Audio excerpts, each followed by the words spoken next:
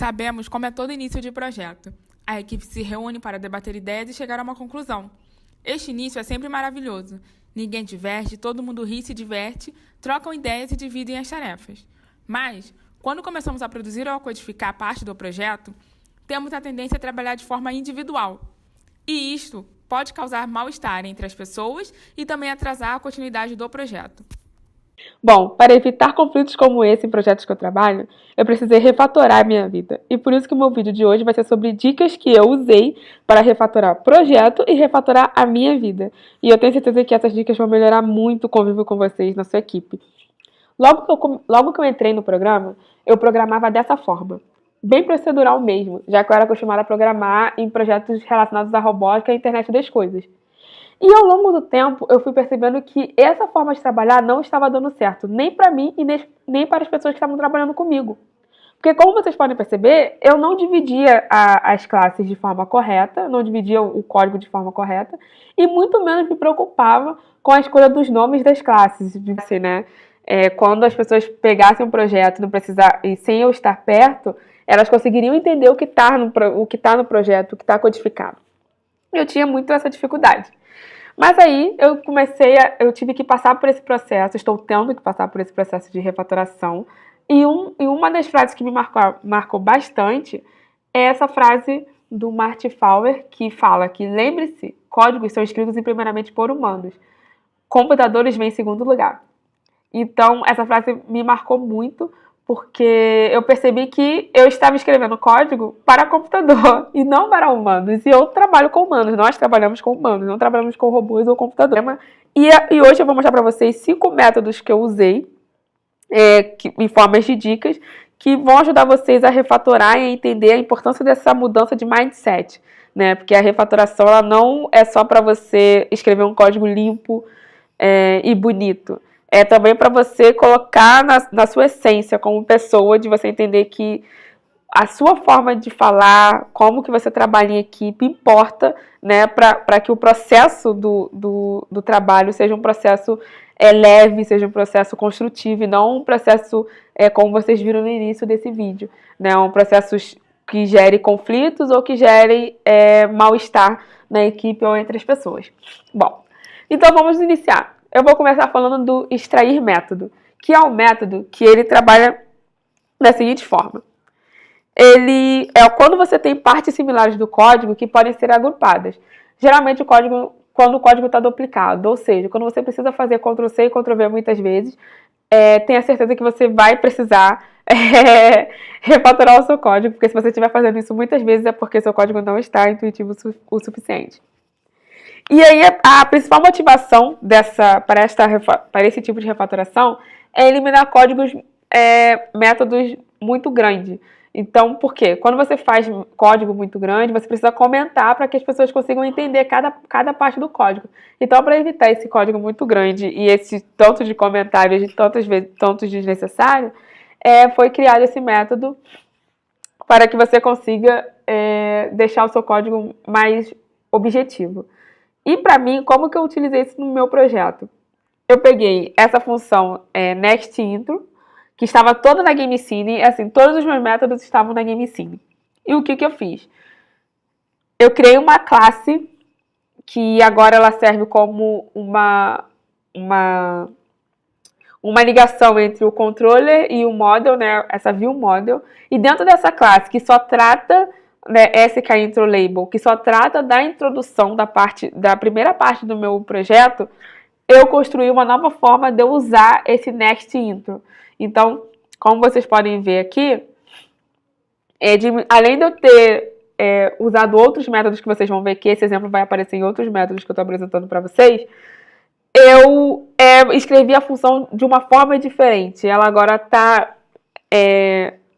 autolegível. A pessoa vai ler e vai entender o que eu estou querendo fazer com ela. Né? E antes ela não estava assim. Ela estava de uma forma um tanto... suja não é a palavra, mas ela estava um tanto confusa. Né? Esse nextIntro que estava misturado com os elementos que eu estava mexendo, os elementos que tem no meu jogo, e abaixo desse elemento eu estava tratando de um outro assunto, de uma outra parte do código que não tem nada a ver com esses assuntos, e estava tudo dentro de uma classe. Então, esse foi o primeiro método que eu usei, e esse é o primeiro exemplo que eu estou mostrando para vocês. O segundo método é o mover método, né? E o que o mover método fala? É que quando você possui um método que vai ser utilizado muitas vezes por outra classe diferente da que ele foi construído.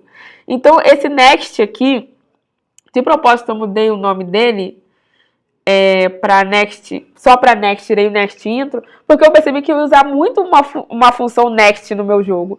Então, por que eu não modelo ela de uma forma que eu possa usar em outras classes? Então, para que eu não precise fazer Ctrl+C ou Ctrl+V, ou até para eu não precisar criar outra classe que vai fazer a mesma coisa e ficar algo duplicado no meu código, né? Duas funções fazendo a mesma coisa. Então, eu movi ela para essa classe, como eu já disse no outro método, skIntroLabel, mas essa função eu posso usar ela em qualquer outra classe do meu código, da forma que eu escrevi ela. O terceiro método, a maior parte do meu código estava concentrada na GameScene, e é isso que você está vendo, o Meet Mentor, o Blockcine, a parte de exercício, não tinha quase nenhum código, estava tudo na GameScene. Então, o que eu fiz? Eu separei, além de ter renomeado as pastas, eu criei classes que fizessem com que o meu código ficasse mais limpo e autolegível, né? Então, criei uma classe para introdução, criei uma classe para exercício, que tem a ver, esse exercício tem a ver com o menu, não é o exercício conteúdo. Criei uma classe para introdução ao exercício, que é diferente do exercício e da introdução da classe intro. Criei um bloco exercício, então eu fui separando.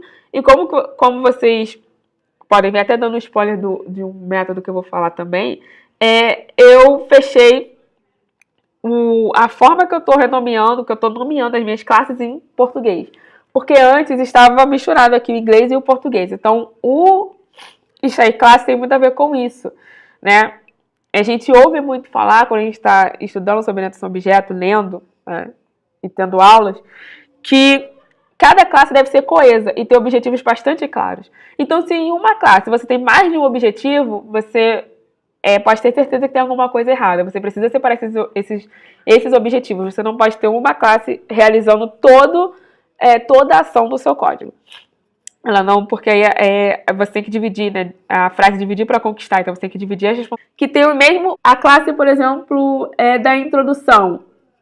Vai ter os atributos que pertencem à introdução. Ela não vai ter atributos que pertencem à classe elementos, por exemplo, né? Uma coisa que eu queria comentar também sobre a importância disso é que o seu código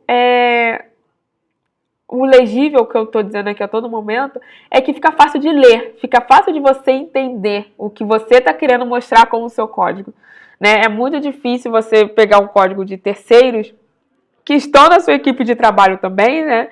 E não conseguir entender ele. Então, quando você está criando, você precisa ter essa consciência, você precisa ter esse tipo de pensamento. O próximo método que eu vou falar é renomear método. Lembra que eu falei sobre nomes que tem a ver com a classe e tudo mais? Então, isso funciona também para métodos. O que é esse renomear método? É exatamente, né? É você dar o nome do que o método realmente vai fazer, que revele a sua intenção, né? E não botar um nome que você lê o nome do método e não entende o que ele vai fazer. Então, pelo nome do método, você já tem que entender o que ele vai fazer. E usando o exemplo novamente do next intro dentro da classe skIntroLabel, assim, eu mudando o nome dessa função me possibilitou entender que ele está passando coisas, né? Ele tá passando coisas, não, ele tá para finalizar. É isso que eu queria falar com vocês, compartilhar com vocês, esses 5 métodos que têm me ajudado muito nesse processo de mudança de mindset, né? Porque você mudar do procedural para